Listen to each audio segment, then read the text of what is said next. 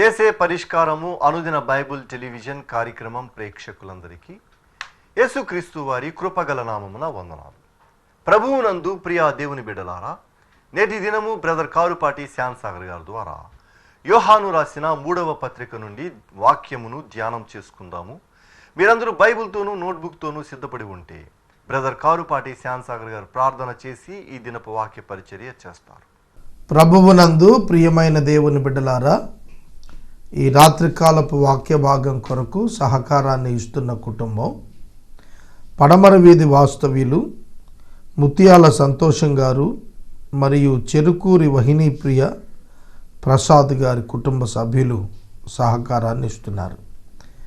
ముత్యాల సంతోషం గారు ప్రతి మాసం యేసే పరిష్కారానికి ఎపిసోడ్ సహకారం ఇస్తున్నారు.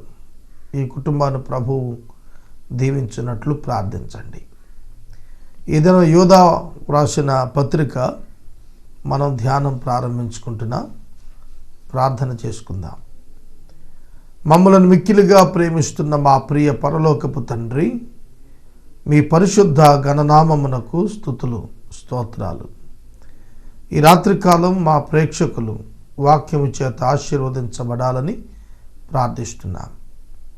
ప్రత్యేకంగా ముత్యాల సంతోషం తల్లిగారిని మీరు జ్ఞాపకం చేసుకోండి. వారి కుటుంబ సభ్యులు ప్రసాద్ గారు వహినీ ప్రియ గారులను ఆశీర్వదించండి. ప్రత్యేకంగా ఈ కుటుంబాన్ని మీ కృపలో వర్ధల చేయండి. కృపా సహాయం అనుగ్రహించండి. మా ప్రేక్షకులు మిమ్మలను గుర్తెరుగుటకు కృప చేయండి. యేసు ప్రభు పేరిట వేడుకొనుచున్నాము తండ్రి, ఆమెన్.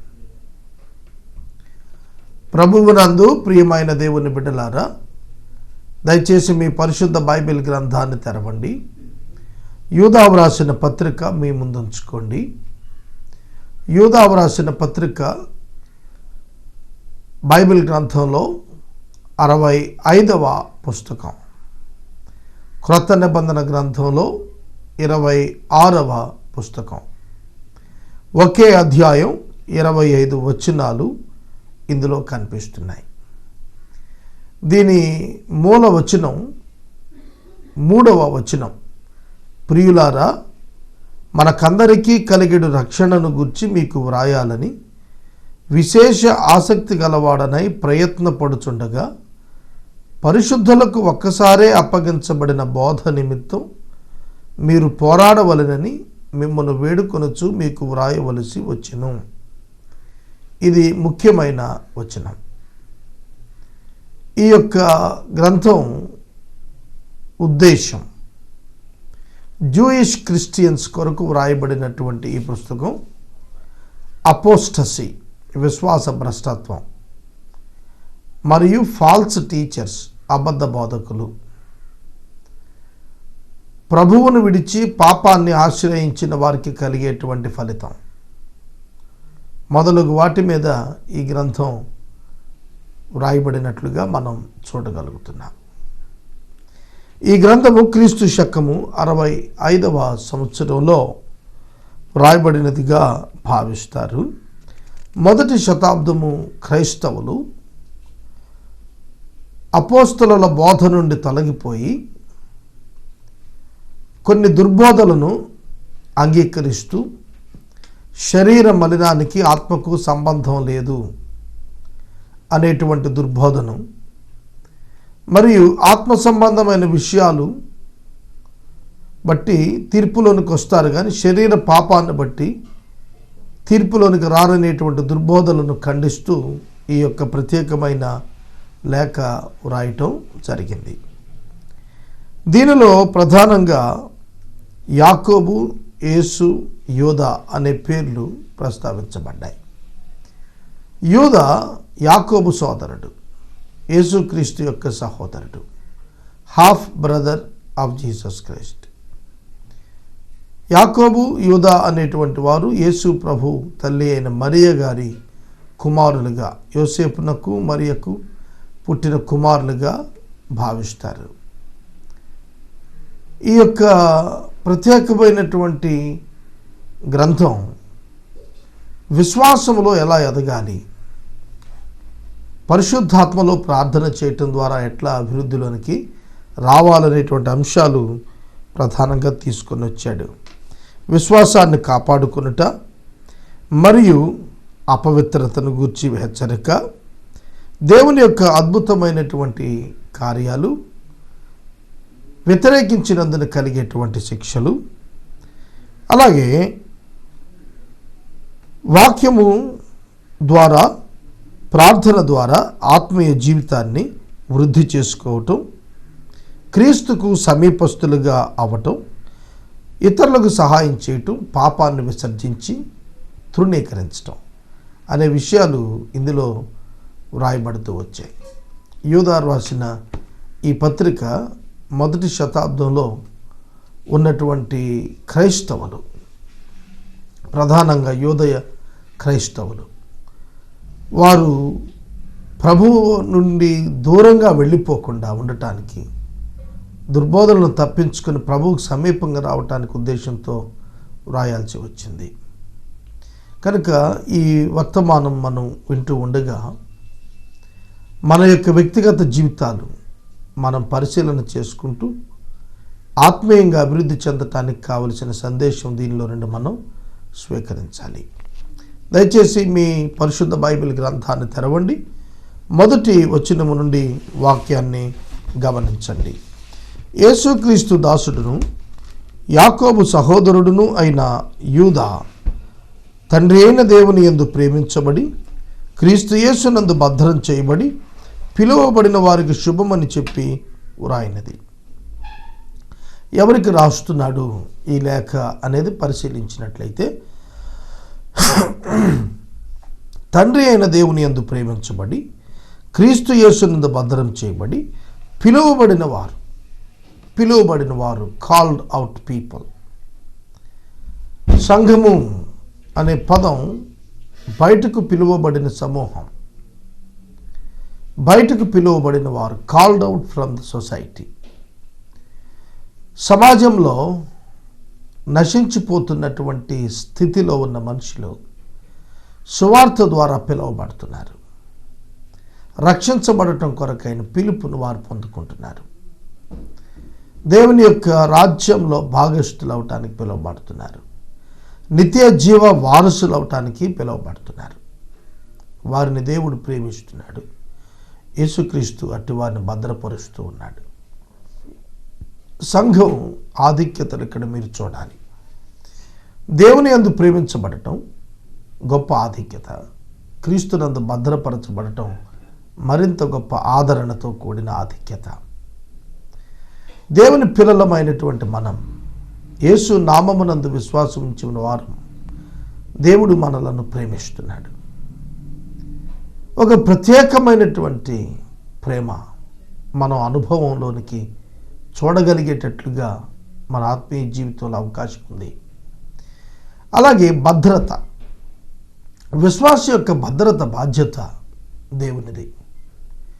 దేవుడు విశ్వాసిని సంరక్షించడానికి ఆయన పూనుకున్నాడు. క్రీస్తునందున్న వారికి ఏ శిక్షా విధి లేదు. క్రీస్తునందున్నవాడు క్షేమంగా ఉంటాడు. యోహాను సువార్త 10వ అధ్యాయంలో విశ్వాసులకు భద్రతను ఇచ్చే మంచి కాపరిగా ప్రభువు కనిపిస్తున్నాడు. కనుక అటువంటి వారికి మేలు కలగటానికి శుభమని చెప్పి వ్రాస్తున్నాడు. తనను దేవుని కుమారుడైన యేసుక్రీస్తు వారికి దాసుడుగా ప్రకటించుకుంటున్నాడు. ఇక్కడ యూదా, యాకోబు సహోదరుడు అయినటువంటి యూదా యేసుక్రీస్తుకు దాసుడు. మరియ కుమారులు వీరు. మీకు కనికరము, సమాధానము, ప్రేమ విస్తరించునుగాక. కలుగునుగాక అనలేదు, కలిగి ఉన్నది విస్తరించాలి. ఏమీ లేని వాడిని విస్తరించడం అనరు, కలిగినది విస్తరించడం జరుగుతుంది. కనుక కనికరము, సమాధానము మరియు ప్రేమ, ఈ మూడు వారు కలిగి ఉన్నారు, ఇక విస్తరించాలని కోరుతున్నాడు. ఎప్పుడు దేవుని కనికరము, సమాధానము, ప్రేమ విస్తరిస్తాయి? దేవుని యొక్క సన్నిధిలో నిందారహితంగా దేవుని వాక్యంపై ఆధారపడి జీవించే వారికి కృపా కనికరాలు, సమాధానము, ప్రేమ అవి విస్తరించి వారిని ఆశీర్వదిస్తాయి. ప్రియులారా, మనకందరికీ కలిగెడు రక్షణను గూర్చి మీకు వ్రాయాలని. కలిగిన అనలేదండి, ఇక్కడ కలిగెడు ఫ్యూచర్ టెన్స్లో చెప్పాడు. యేసు ప్రభువు వారు ప్రత్యక్షమైనప్పుడు పరిపూర్ణమైన రక్షణ అనుభవంలోనికి మనం వెళ్తాం. ప్రస్తుతము మనము రక్షించబడ్డాము, విశ్వాసము ద్వారా దానిని అనుభవిస్తున్నాం. విశ్వాసము ద్వారా రక్షణను అనుభవిస్తున్నాం. రక్షణ ఫలాన్ని హృదయమునందు సంపూర్ణంగా కలిగి ఆనందిస్తున్నాం. ఎందుకనగా వాగ్దానం చేసిన వాడు నమ్మదగిన వాడు కనుక ఆ వాగ్దానాన్ని బట్టి, ఆ వాగ్దానాల యందు మనకున్న విశ్వాసం ఆ వాగ్దాన ఫలాన్ని ఇప్పుడే మనం అనుభవించేటట్టుగా సహాయం చేస్తుంది. వాస్తవంగా ప్రభువు రాకడలో మనం రక్షించబడుతున్నాం. కాబట్టి రక్షించబడేటువంటి వారికి కలిగేటువంటి రక్షణను ఎటువంటి విశేష ఆసక్తి కలిగిన వాడై ప్రయత్నం చేస్తున్నాడు. కలిగేటువంటి రక్షణను గురించిన విశేషమైన ఆసక్తి ఉంది అతనికి. ఈ రాత్రి కాలం నేను మనవి చేస్తున్నాను, మనం కూడా ఇతరులకు ఇటువంటి సందేశాన్ని ఇవ్వగలగాలి. విశేష ఆసక్తి కావాలి ఇతరుల పట్ల.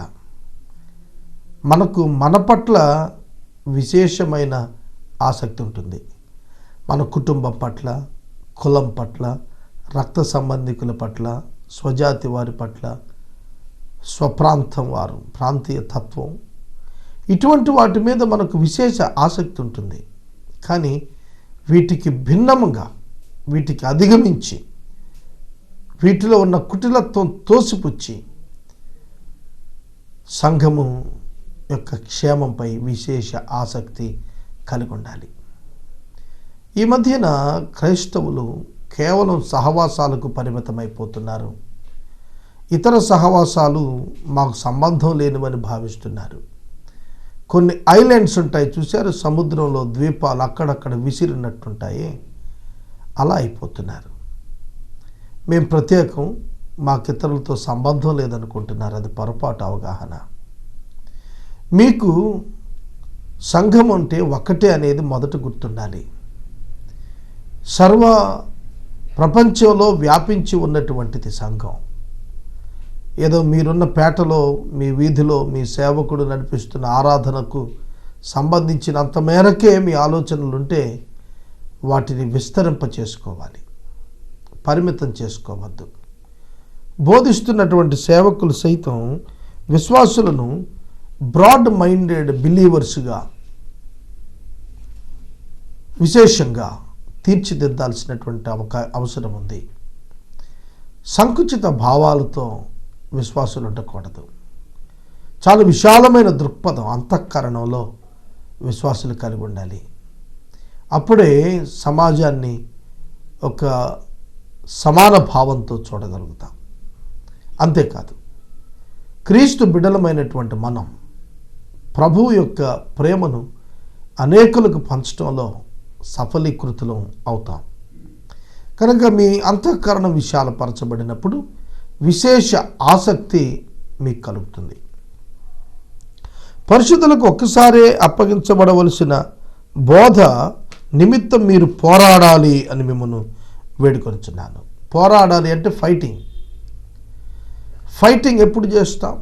ఎవరైనా మనది తీసేసుకుంటున్నారు అంటే ఫైటింగ్ అవసరం.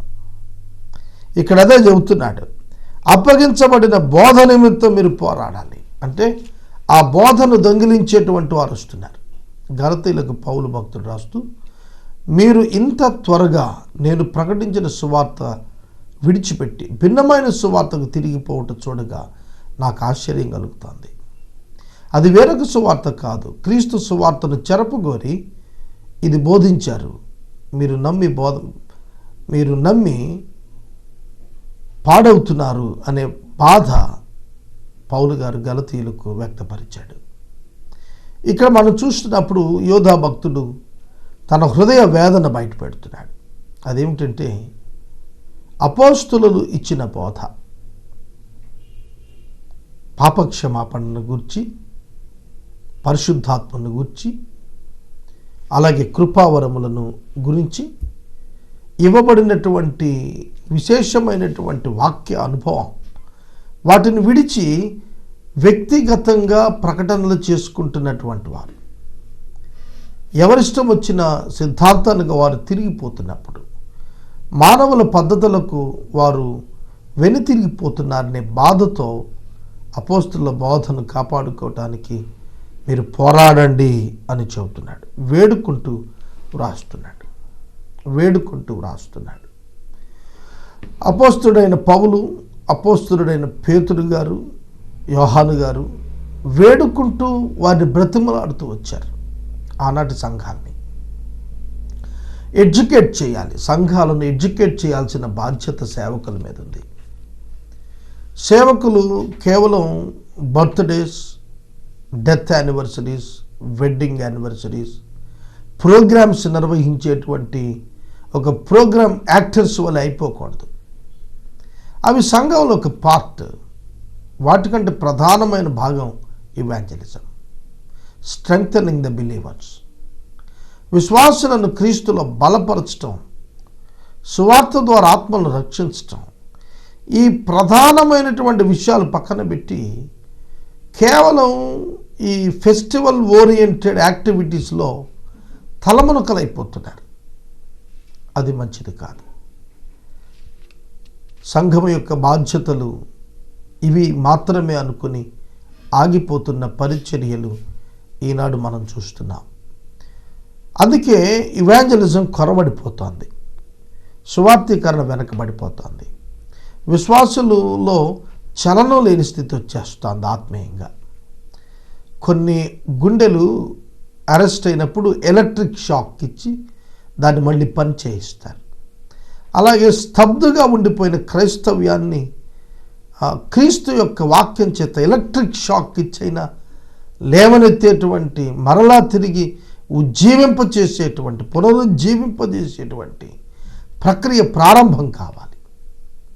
ప్రియమైన దేవుని బిడ్డలారా, గత దినం ఒక దైవ సేవకుడు నాతో మాట్లాడుతూ అన్నారు, ఈ దినాలలో ప్రజలు వాక్యంకు ఎక్కువ అట్రాక్ట్ అవుతున్నారు. ఆ మాట నన్ను ఎంతో సంతోషింపచేసింది. దేవుని యొక్క వాక్యానికి ప్రజలు ఆకర్షితులయ్యేటట్లుగా మనం చేయగలగటం నిజంగా మనకెంత ఆశీర్వాదం. దేవుని వాక్యం కాక ఇతర వాటి వైపు ప్రజలను మళ్లించేటువంటి ప్రమాదంలో ఆనాటి బోధకులు, ఆనాటి పరిస్థితులు ఉన్నాయి. అటువంటి వాటిని విడిచి రమ్మని యూదా గారు బ్రతిమలాడుకొని వేడుకుంటున్నాడు. ఎలయనగా కొందరు రహస్యంగా జొరబడ్డారు, వారు భక్తిహీనులుగా ఉన్నారు. మన దేవుని కృపను కామాతురత్వమునకు దుర్వినియోగపరుస్తూ మన అద్వితీయ నాథుడును ప్రభువైన యేసుక్రీస్తును విసర్జిస్తూ ఉన్నారు. ఈ తీర్పు పొందుటకు వారు పూర్వమందే సూచించబడి ఉన్నవారు. తీర్పుకు నియమించబడ్డారు అంటే దే ఆర్ నాట్ సేవ్డ్, వాళ్ళు రక్షించబడ్డ వాళ్ళు కాదు. కానీ మరి ఎందుకు వారు విశ్వాసులను చెడగొడుతున్నారు? వారు అందుకే నియమించబడ్డారు, వారు తీర్పుకు నియమించబడ్డారు. అందుకే వారు అపవాదికి దాసులైపోతారు. అట్లాంటి వారు ఏమని బోధిస్తున్నారట? భక్తిహీనులైనటువంటి వీరు రహస్యంగా జొరబడ్డారు సంఘాల్లో. ఒక పిలుపు, ఒక సంఘం యొక్క నిశ్చయత, ఒక ప్రభువు యొక్క సేవ కొరకైనటువంటి పరీక్షా సమయం ఇవేమీ లేకుండా సేవలో జొరబడిపోతున్న వారు అనేక మంది ఉన్నారు. ఈనాడు ఈ మాట అంటే పలు పెక్కు మందికి కోపం రావచ్చు, నేను విమర్శిస్తున్నాను అనుకోవచ్చు. కానీ బైబిల్ చెబుతోంది సంఘంలో దొంగ బోధకులు ప్రవేశిస్తున్నారు. యేసు పేరిటే మాట్లాడతారు, వాక్యాన్ని వక్రీకరిస్తారు, వాక్యములో లేని దానిని తెచ్చి ప్రజలకు నేర్పించి వారిని భ్రష్టత్వం వైపు నడిపిస్తారు. లోకంతో ఐడెంటిఫై అయ్యేటట్టుగా వారిని ప్రేరేపిస్తారు. ఆత్మలో చల్లారిపోయేటట్టుగా వారిని బుజ్జగించేస్తారు. అట్లాంటి బోధకులు ప్రమాదకరమైన వారు జొరబడి ఉన్నారు. విదేశాలలో, పాశ్చాత్య దేశాలలో సంఘాలలో ఉన్నటువంటి భ్రష్టత్వాన్ని గురించి వింటున్నప్పుడు ఈ స్థలాలలో మన దేశంలో కూడా అదే భ్రష్టత్వం ప్రవేశిస్తోందనటానికి ఏ విధమైన అనుమానం లేదు. ఎందుకంటే మనుషులు ధనాపేక్షతో నిండుకుని పరిచర్యల్లోనికి వస్తున్నారు. మనుషులు పేరు కొరకు సేవలోనికి వస్తున్నారు. మనుషులు గుర్తించబడాలనేటువంటి ఆశతో సేవలోనికి వస్తున్నారు. పిలుపుతో కాదు, హృదయమునందు భారంతో కాదు, ఇతరులను రక్షించాలనే ప్రేమతో కాకుండా తమ సిద్ధాంతం ద్వారా తాము ఏదో సాధించుకోవాలి, సంపాదించుకోవాలనే ఉద్దేశంతో సేవలో జొరబడుతున్న వారి వలన ఇట్లాంటి ప్రమాదాలు వస్తాయి. అందుకే ప్రతి సేవకులని నమ్మవద్దని సీనియర్ దైవ సేవకులు అనేక మంది తరతరాలుగా హెచ్చరికలు ఇస్తూ వచ్చారు. ప్రియమైన దేవుని బిడ్డలారా, బెరయ విశ్వాసులు లేఖనములు ఆ విధంగా ఉన్నవో లేవో రాత్రింబగళ్ళు పరిశీలన చేస్తూ వచ్చారట. మరి ఈనాడు ఎలా ఉంది పరిస్థితి? లోకంలో కలిసిపోతున్నారా? లోకముతో విజోడు అయిపోతున్నారా? ఎక్కడ లోకానికి దూరంగా వెళ్ళాలో వెళ్ళలేకపోతున్నారా? ఆలోచించండి. కృపను కామాతురత్వానికి దుర్వినియోగపరుస్తున్నారు. కృపను కామాతురత్వానికి, బహుభార్యాతత్వానికి, అలాగే చాలా సులభంగా తీసుకుంటున్నారు ఈ దినాన్ని వ్యభిచారాన్ని. కల్చర్ పేరిట, సంస్కృతి పేరిట, డెవలప్మెంట్ పేరిట, అభివృద్ధి పేరిట వ్యభిచారమును చులకనగా ఎంచుతున్నారు. ఇది బహు ప్రమాదకరమైన స్థితి. ఇది దుర్వినియోగం. దేవుడు తన కృపనిచ్చి రక్షణ ఇవ్వటానికి ముందుకు వస్తే మనుషులు ఆ కృపను విసర్జించి వ్యభిచారములో కొనసాగటం ఎంతవరకు న్యాయం? కనుక ప్రమాదం. దేవుని యొక్క వాక్యం అది హెచ్చరిక చేస్తోంది.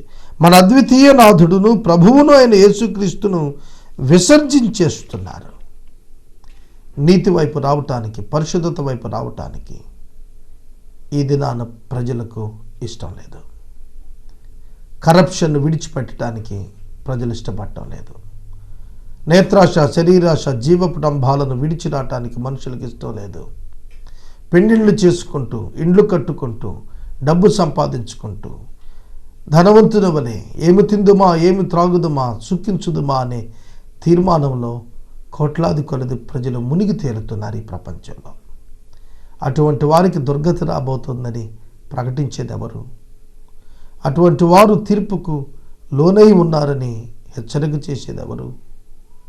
సంఘం ప్రధాన బాధ్యత అది. కనుక సంఘములో ఉన్నటువంటి వారు వారి యొక్క నైతిక బాధ్యతలను వారు విస్మరించక వారు నెరవేర్చువారుగా ఉండాలని బోధించబడుతూ ఉన్నారు. చూడండి, క్రీస్తును విసర్జించిన వారు, వ్యభిచార పాపంలో కొట్టుకుని పోతున్న వారు, భక్తిహీనులైతున్నటువంటి వారు తీర్పు పొందటానికి వారు పూర్వమందు సూచించబడి ఉన్నారు.